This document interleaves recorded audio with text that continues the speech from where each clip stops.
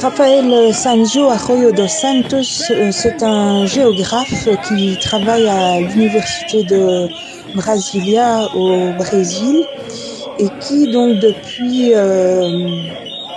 des années travaille sur les populations qui vivent dans les quilombos. Donc il s'avère qu'au moment de la première élection du président Lula,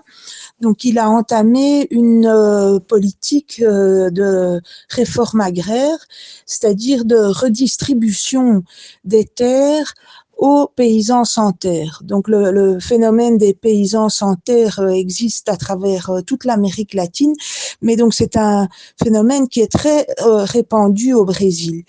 Et donc les populations afrodescendantes qui vivaient dans les quilombos ne disposaient pas des documents coloniaux pour attester de leur présence. Donc il a fallu que ce chercheur, qui entre parenthèses est lui-même originaire d'un quilombo, donc il a fallu que lui retrace au niveau historique les mouvements de ces populations des quilombos et atteste de leur présence sur le territoire depuis des siècles. Donc ça c'est le travail très important qu'il a fourni pour le Brésil et pour permettre donc à ces paysans sans terre de pouvoir obtenir en fait des terrains agricoles sur la propriété de ces terrains agricoles. L'autre volet qui est très important, c'est que en recréant donc l'histoire de ces populations, il a fallu qu'il se penche sur l'histoire de la déportation dans la période de la traite négrière, puisque une des grande partie de ces populations issues des quilombos étaient originaires d'Afrique et donc ces populations sont principalement originaires du Congo, donc du royaume Congo, et donc Rafael Sancho, par ses cartographies,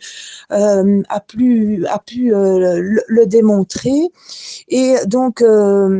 ça, c'est l'autre volet de son travail, c'est ce qui explique en fait toute l'importance de ces déportations du royaume Congo qui ont entraîné évidemment une déstabilisation des populations sur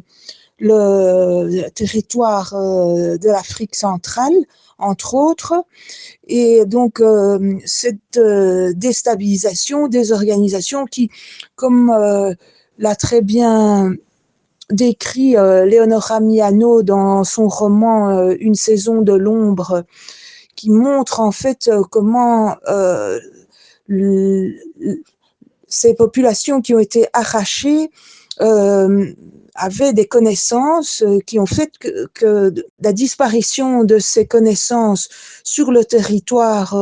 du Congo ont entraîné en fait une désorganisation, puisque à partir du moment où vous avez les gens qui détenaient les connaissances pour se soigner, les connaissances philosophico-religieuses, les connaissances pour la construction, enfin bon, toutes les connaissances disparaissaient. Évidemment, tous les villages devaient se réorganiser en plus évidemment du traumatisme psychique que créait en fait la disparition des membres de la famille et des autorités, etc. Donc ces deux volets sont vraiment importants, c'est le volet brésilien et le volet Congo.